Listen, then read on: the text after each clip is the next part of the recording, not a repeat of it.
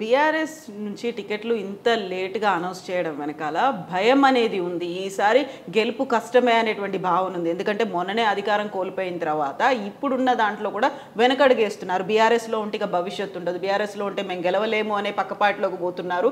అదే మాట కూడా వాళ్ళు చెప్పారు కదా ఒకసారి టికెట్ అనౌన్స్ చేసిన తర్వాత.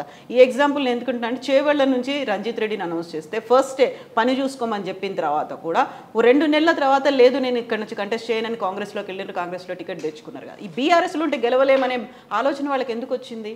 రంజిత్ రెడ్డి గారినే మీరు అడిగితే బాగుంటుంది. ఎప్పుడన్నా ఇంటర్వ్యూ చేసి రంజిత్ రెడ్డి గారికి ఏం 2 ఎంపీ అయ్యిండు. ఆయన చేసుకున్న వ్యాపారాలు ఆయన అన్నీ మాలాంటి వాళ్ళకన్నా కేటీఆర్ గారిని రోజు కాదు నెలకోనాడు కూడా కలవడానికి అవకాశం. పొద్దున్న లేస్తే కేటీఆర్ గారు చుట్టే ఉండేది. అన్నీ చేసుకుంటూ వాళ్ళు ఎప్పటికున్నా వాళ్ళ స్వలాభం కొరకు చూసుకుంటారు. కానీ అది ప్రజలు గమనించాలి. రాత్రి కేఎల్ఆర్ గారు బాగానే అన్నారు. నిజమైన కాంగ్రెస్ కార్యకర్తలు కూడా గమనించాలి. పార్టీలు ఏ పార్టీ సిద్ధాంతమైనా మంచిదే ఉంటుందమ్మా. నక్సలైట్ల సిద్ధాంతం కూడా వాళ్ళు చెప్పే యాంగిల్గా మంచిదే ఉంటుంది. కానీ మనసులో ఇటువంటి దొంగ సరుకు తయారైంది.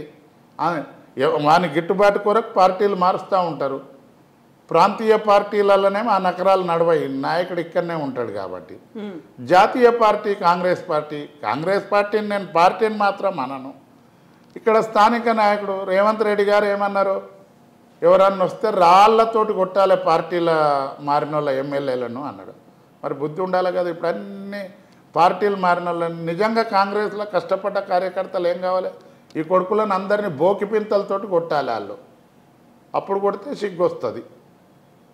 దానం నాగేందర్ గారికి ఇస్తావు, సునీతా మహేందర్ రెడ్డి గారికి ఇస్తావు, రంజిత్ రెడ్డి గారికి ఇస్తావు, ఎంతమందికి ఇస్తావు? ఇంకా ఎంతోమందికి ఇస్తావు నువ్వు.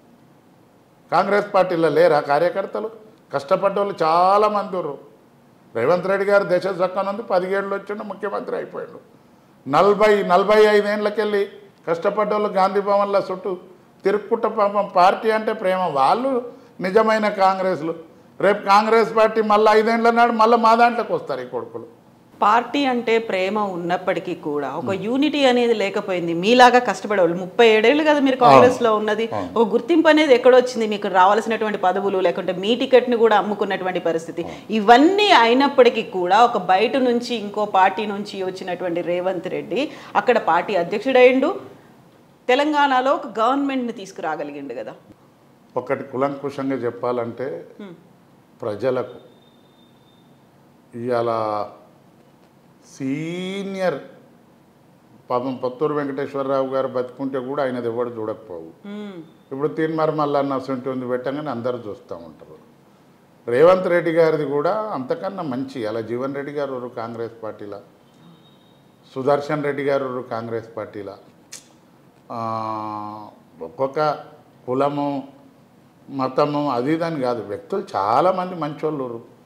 వాళ్ళు మాట్లాడితే ఎవరు చూసే పరిస్థితి లేదు. రేవంత్ రెడ్డి గారు ఏదో మాటలు మాట్లాడి కేసీఆర్ గారినో కేటీఆర్ గారినో ఆ కాంగ్రెస్ను కూడా చితక మాటలు తిట్టిండు. సోనియా గాంధీ గారిని బలిదేవత అన్నాడు. ఆ మాటలకు ప్రజలతో నా వీక్నెస్ ఉంది. కొంతమందికి డోళ్ళు బ్యాండ్లు సప్పుళ్ళు కొడితే పూనకం వస్తుంది అంటే ఆ వీక్నెస్ అన్నట్టు. ప్రజలకు కూడా ఇసొంటి వల్ల మాయమాటలు నమ్మే వీక్నెస్ ఉన్నంతకాలం వాళ్ళు చలామణి అవుతారు.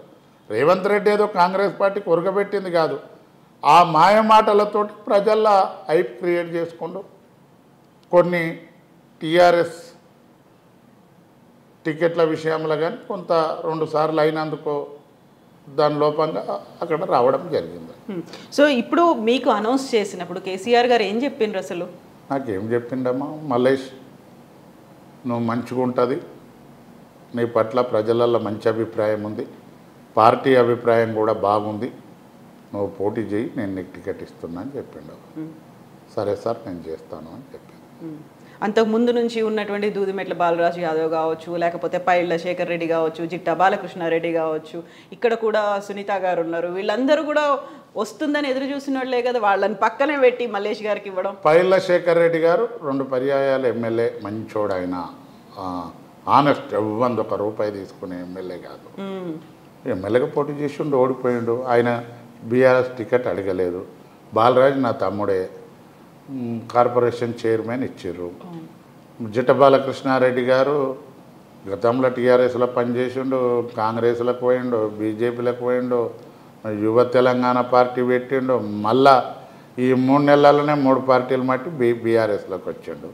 సరే అదంతా పెద్దలు కేసీఆర్ పార్టీ అధ్యక్షుడు వారు చూసుకుంటారు. ఇక సునీతక్క నాకు సంపూర్ణమైన సహకారం చెప్పింది ఆమె. శేఖర్ రెడ్డి గారు కానీ సునీతక్క గారు కానీ ఎవరైనా చెప్పారు. అందరికీ ఆశ ఉంటుంది. ఎవరైతే సమర్థుడు, ఎవరైతే అక్కడ ఆ పరిస్థితిని బట్టి ఆ ప్రాంతంలో విన్నింగ్ ఛాయిస్ ఎవరికి ఉంటుంది అని పార్టీ నాయకుడు చూస్తారు.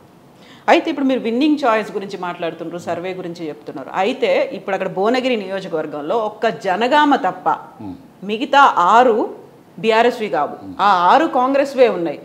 ఎట్లా నెగ్గుకు వస్తారు అనుకుంటున్నారు మీరు?